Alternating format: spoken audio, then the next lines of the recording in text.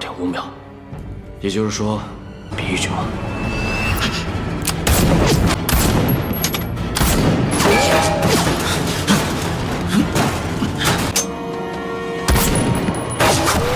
你耍诈！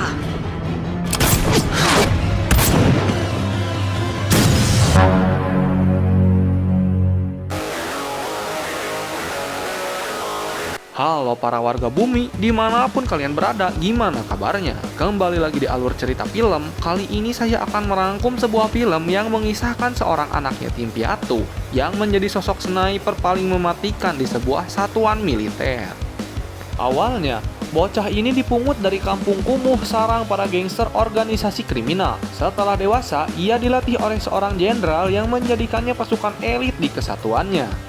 Namun seiring waktu berjalan, ternyata sang jenderal adalah seorang penjahat paling berbahaya yang pada akhirnya mereka harus saling membunuh untuk menjadi satu-satunya sniper terbaik.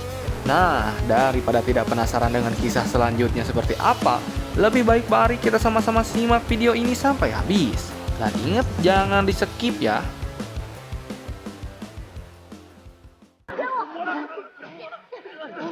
Di awal film, kita akan dibawa ke sebuah markas organisasi kriminal, di mana organisasi ini sudah berdiri sejak belasan tahun untuk menjual belikan organ tubuh manusia, terutama anak-anak. Di sisi lain, para petugas keamanan telah mengepung tempat ini dengan target operasi penangkapan bernama Songpa, yang diketahui sebagai bos organisasi kriminal. Di sini, ada sniper bernama Jinmin. Ia sangat terkesan dengan seorang anak kecil yang dapat melihatnya dari jarak jauh meski hanya dengan menggunakan botol sirup marjan. Jimin dapat informasi tentang target yang akan tiba di TKP sekitar 5 menitan lagi. Tetapi ia malah fokus kepada seorang anak kecil yang diseret dan pastinya akan dijadikan korban selanjutnya dari praktik jual beli organ tubuh.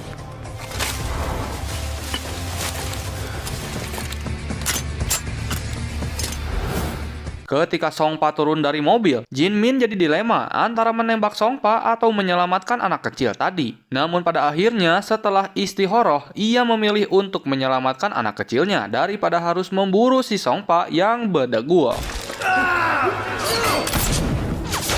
Karena suara tembakan itu akhirnya memancing kedua kubu untuk saling baku tembak. 队长，他们在射杀平民。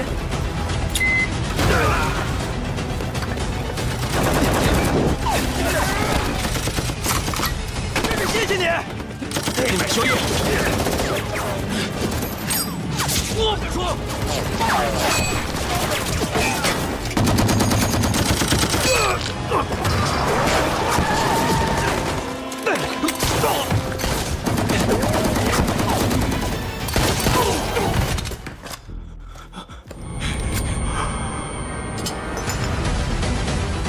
Dan alhamdulillahnya anak kecil itu pun berhasil diselamatkan. Sementara itu Songpa kabur entah kemana. 10 tahun kemudian, anak kecil itu pun sudah dewasa. Yang diketahui setelah punya KTP kalau dia bernama Jintai. Dan tak hanya untuk Jintai, sosok Jinmin ini merupakan mentor untuk sniper lainnya, yaitu seorang wanita bernama Xiaomei.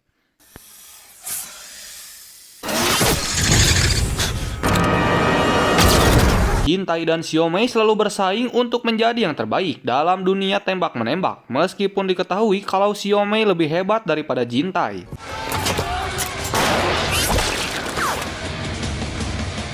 Jinmin kemudian berkata, seandainya tadi adalah peperangan yang sesungguhnya, maka Jintai sudah pasti mati. Jinmin juga memberitahu selain kesabaran, ketepatan, dan bisa menyumput, yang terpenting bagi seorang sniper adalah bisa bertahan hidup walaupun belum makan 3 hari. Jinmin lalu menyuruh Jintai untuk mengantarkan Xiaomei pulang karena sudah ngaco akibat mabuk. Tetapi di sini Xiaomei menolak dan tidak mau menerima bantuan dari saingannya tersebut.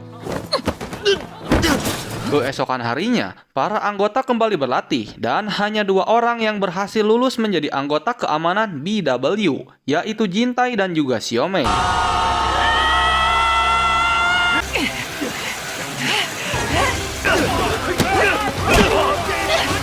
20个新兵，跟你练的就剩2个及格。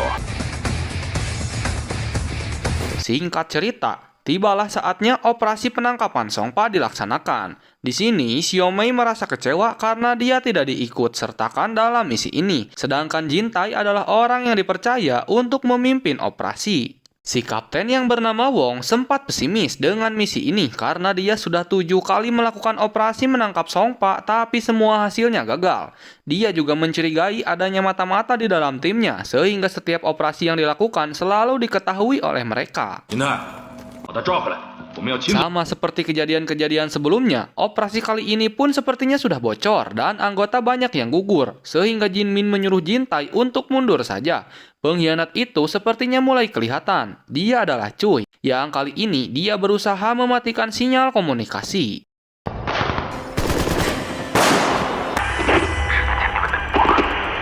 Kembali kepada Jintai yang nekat masuk sendirian meskipun anak buahnya banyak yang tewas.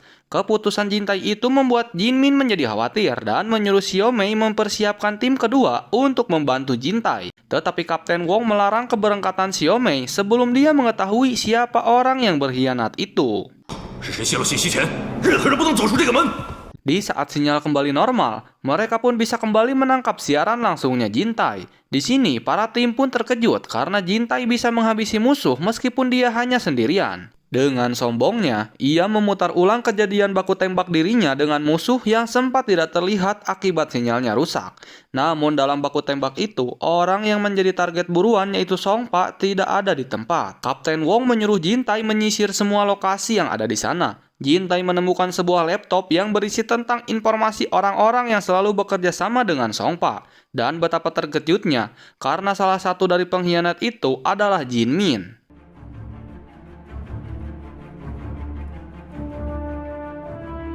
Jin Min berusaha menjelaskan bahwa dia tidak seperti yang mereka bayangkan, akan tetapi Kapten Wong kekeh menyuruh Xiaomei untuk menangkapnya. Dari kejauhan, Cui terlihat mengeluarkan pistolnya untuk membunuh Jin Min. Namun beruntung, Xiaomei dengan cepat menembaknya sehingga terjadi baku tembak di dalam markas.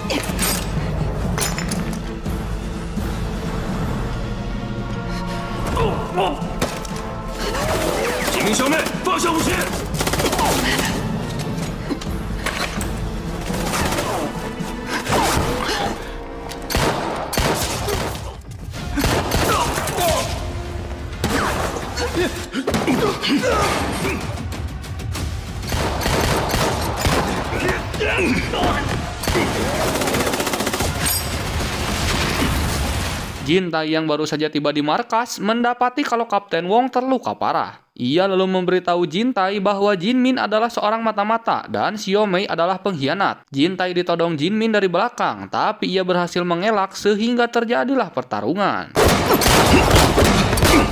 Jin Min lalu menyuruh Jintai untuk meletakkan senjatanya. Namun tiba-tiba Xiaomei datang dan terjadilah perkelahian lagi.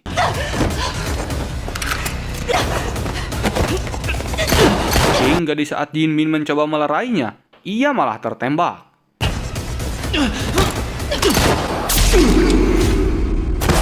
Sementara itu, Songpa yang baru saja datang langsung menyuruh anak buahnya untuk meledakkan markas BW, di mana di sana masih ada Jin Min, Jintai dan juga Xiaomei.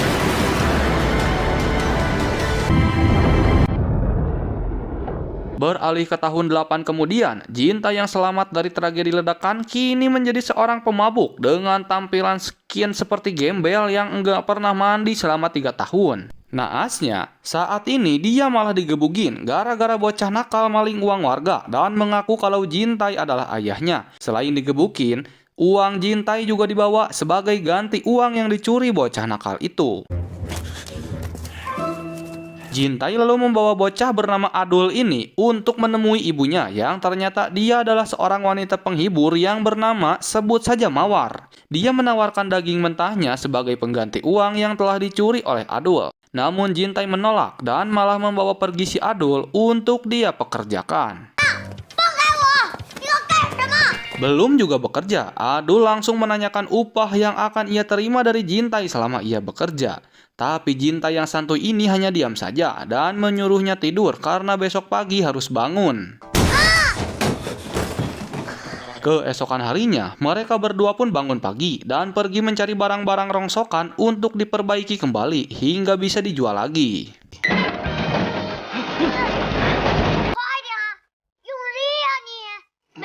的，拿好了啊。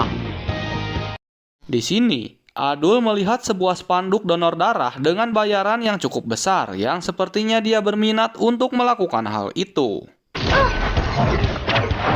Di rumah, Adul mulai terbiasa dengan pekerjaannya dan tak lupa juga Jintai menyuruh Adul untuk tidak melupakan kewajibannya sebagai anak kecil, yaitu harus belajar. Tak lama kemudian datang Mawar menjenguk si Adul dan betapa terkejutnya Mawar ketika melihat anaknya itu belajar karena hal ini tak pernah dilihatnya ketika Adul berada di rumah. Adul memaksa ibunya untuk membuka bajunya, kacamatanya, karena dia merasa curiga telah terjadi sesuatu kepada ibunya. Dan benar saja, matanya lebam akibat benda tumpul dari salah satu pelanggannya. Adul lalu kasbon dulu 100 kepada Jintai untuk biaya hidup ibunya selama 2 hari ini. Setelah dikasih uang, Mawar pun membawakan makanan untuk Jintai sebagai rasa terima kasihnya karena Jintai telah mengajari Adul menulis, membaca, dan berhitung. Mawar juga bercerita kalau si Adul ini sebenarnya adalah keponakannya karena kakaknya yang merupakan ibu kandungnya si Adul dulunya kecanduan narkoboy dan pada akhirnya bunuh diri karena tidak sanggup membayar hutang. Sejak saat itulah Mawar pun terpaksa kerja apa saja termasuk jadi ikeh-ikeh kimochi untuk membayar utang-utang kakaknya dan membesarkan si Adul sampai saat ini. Setelah panjang lebar ngaler ngidul ngebacot, akhirnya Mawar pun berpamitan untuk pulang. Kembali kepada Adul yang menemukan peti rahasia setelah tadi dia mencari pensilnya yang jatuh, dia menemukan peralatan perang PUBG yang komplit di dalam peti tersebut. Adul di sini mengira kalau Jintai ini adalah seorang pembunuh atau enggak seorang polisi, tapi Jintai hanya diam saja dan malah menyuruh Adul untuk segera tidur. Saking merasa bersalahnya kepada Jinmin, Jintai akhirnya selalu bermimpi tentang Jinmin. Dan hanya dengan mabok lem Aibon itulah pikirannya bisa tenang dan ngeplay. Adegan beralih kepada Jinmin yang ternyata masih hidup. Dan kini dialah yang mengambil alih bisnis Songpa. Begitupun dengan Xiaomei yang terus menjadi ajudan setianya. Saat ini, Xiaomei mendapatkan misi untuk membunuh saingan bisnis dari Jinmin dengan dibantu oleh pria bernama Long yang sama-sama anak didiknya Jinmin saat mereka masih berada di BW.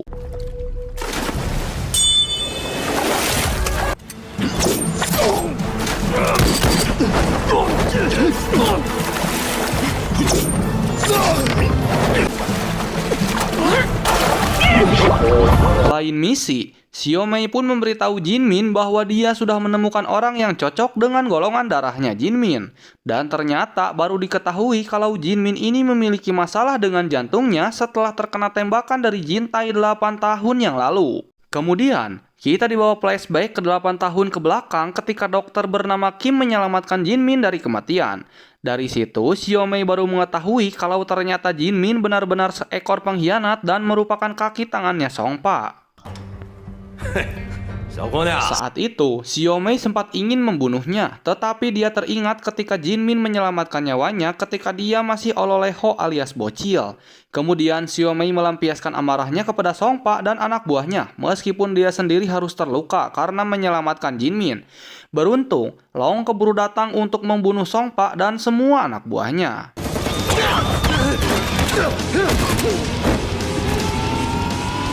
Dr. Kim kemudian memberitahu Xiaomei tentang kerusakan jantung yang dialami oleh Jinmin. Dia harus mengganti jantungnya setiap 3 atau 5 tahun sekali jika dia ingin terus hidup.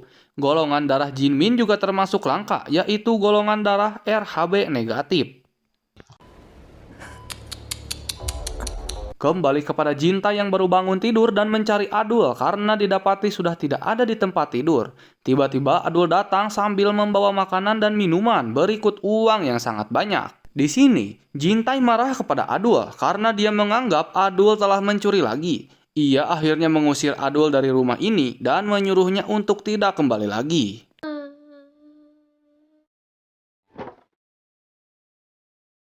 Namun tak lama berselang, Jintai merasa menyesal dan kembali mencari Adul.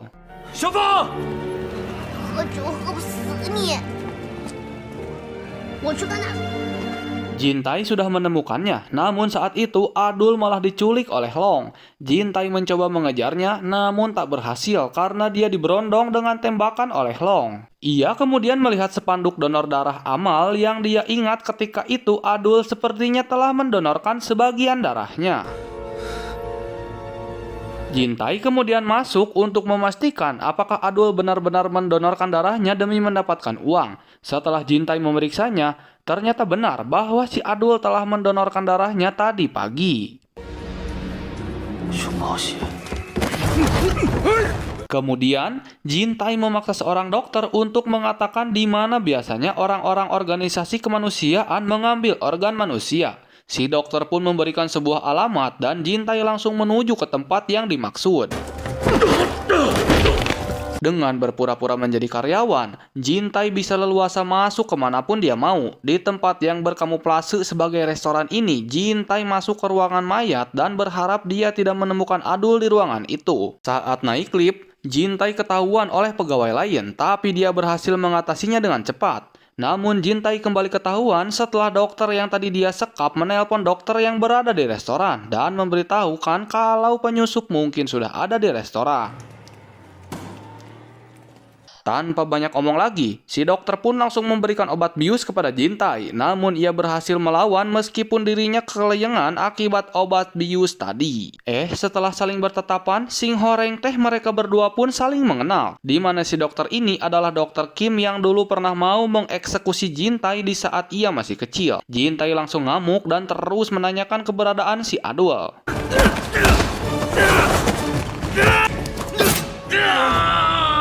Belum juga dijawab, tiba-tiba seseorang menembak dokter Kim hingga tewas. Dan tak lama setelah itu, kemudian HP si dokter pun berdering dari panggilannya Xiaomei. Jintai akhirnya tahu kalau Xiaomei ikut terlibat dalam bisnis tak berperi kemanusiaan ini. Dia pun mengarahkan sebuah sendok kaca agar Xiaomei silau dan tidak fokus pada targetnya. Dan untuk sementara cara itu berhasil. Jintai bisa lolos dalam 10 kali tembakan yang dilakukan oleh Xiaomei.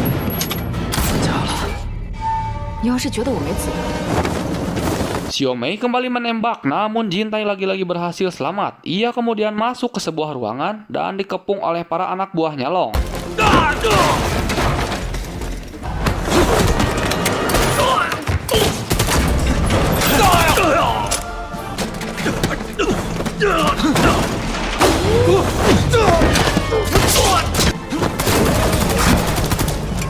Pertarungan seru terjadi ketika Jintai harus berhadapan dengan Long 1 lawan 1.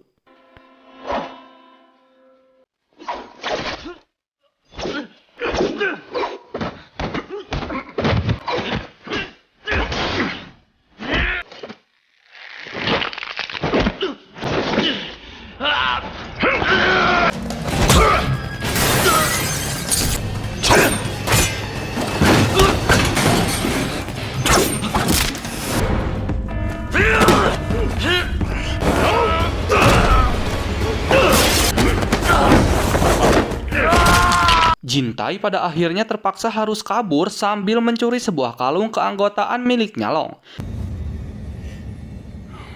Ia lalu berjalan sempoyongan karena efek bius yang tadi Dr. Kim berikan. Beruntung ia bertemu dengan Mawar yang mana ia langsung membawanya untuk dirawat.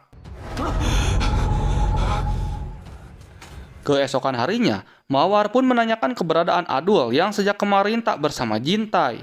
Ia lalu menjawab bahwa Adul telah diculik sebuah organisasi yang memperjualbelikan organ tubuh manusia.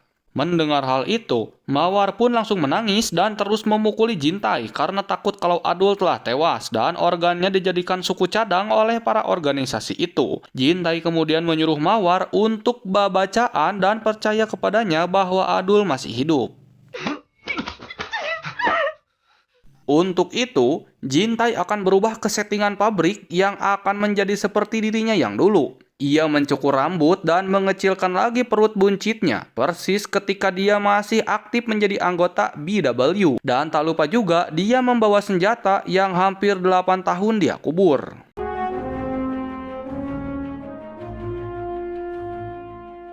Untuk memancing Long keluar, Jintai menyuruh Mawar pergi ke pegadaian untuk menggadaikan kalungnya Long. Orang yang berjaga ini merupakan anak buahnya Long yang secara otomatis si penjaga ini jadi memberitahukannya kepada Long. Long kemudian datang dan memaksa Mawar untuk mengatakan di mana Jintai sembunyi. Tiba-tiba peluru melesat dan mengenai tangannya Long. Dan itu adalah tembakannya Jintai yang ia lesatkan dari jarak 100 meter. Sempat terjadi baku tembak, namun pada akhirnya Long berhasil ditawan.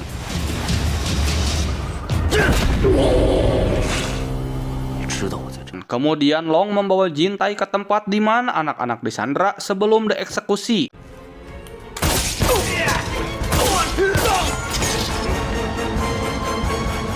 Namun Adul juga tidak ada. Di sini, Jintai menyuruh salah satu admin di sana untuk meretas rekening keuangan milik organisasi ini, sambil tak lupa sekalian menghabisi Long karena sudah tidak dibutuhkan lagi. Xiaomei kemudian menelpon Long yang langsung diangkat oleh Jintai. Jintai kemudian menawarkan pertukaran Adul dengan rekening yang sudah dia retas. Xiaomei terpaksa setuju dan mereka akan bertemu di sebuah gedung timur kota jam 12 malam.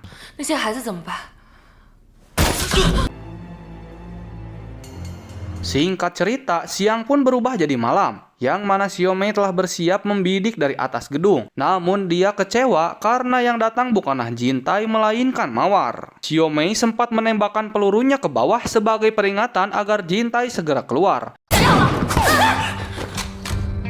dan akan membunuh dirinya sendiri jika Xiaomei menembak ibunya. Tentu saja Xiaomei tidak bisa membiarkan itu karena Jinmin sangat membutuhkan jantung dan darah dari Adul. Ketika akan kabur, mereka berdua pun sempat dihadang oleh puluhan anak buahnya Xiaomei. Namun pada akhirnya satu persatu mereka pun berhasil ditumbangkan karena Jintai mulai beraksi.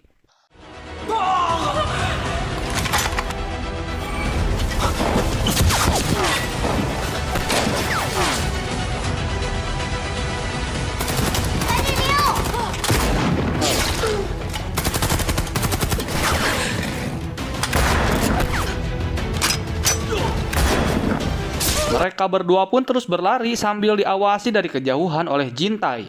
Namun sialnya, Xiaomei berhasil menangkap Mawar dengan menjadikannya sebagai tameng bertempurnya. Namun meskipun begitu, Jintai sama sekali tidak mengendorkan serangannya. Dan hanya satu kali tembakan saja dia berhasil menembak Xiaomei, meskipun dia sendiri harus tertembak. Xiaomei akhirnya tewas, sedangkan Jintai selamat karena dia memakai baju dengan pelindung anti peluru. Setelah dirasa semuanya sudah selesai, tiba-tiba Jinmin muncul dan membunuh Mawar, sedangkan Adul kembali harus dibawa kabur.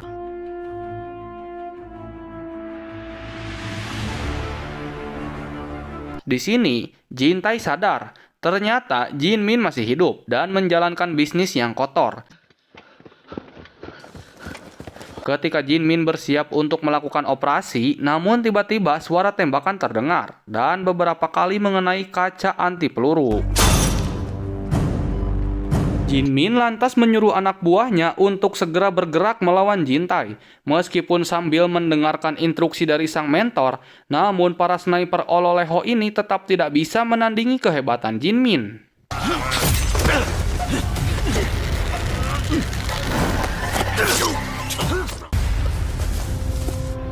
阿平，阿平，还有机会。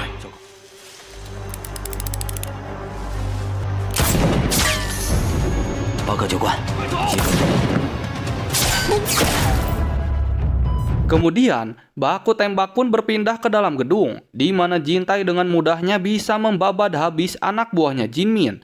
Untuk pertama kalinya setelah 8 tahun terakhir, akhirnya Jintai harus berhadapan dengan gurunya. Namun Jintai sepertinya sama sekali tidak berniat untuk membunuh Jinmin, dengan melepaskan semua senjatanya ke lantai.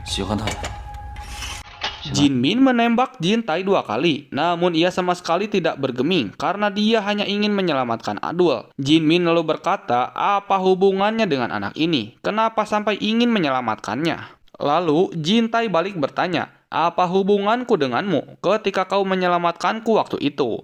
Jin Tai lantas memberikan hormat untuk terakhir kalinya kepada Jin Min, kemudian dia pergi. Tak jauh Jin Tai melangkah, Jin Min akhirnya tewas karena pamalah sorangan yang nyanyahoanan melakukan operasi jantung sendirian.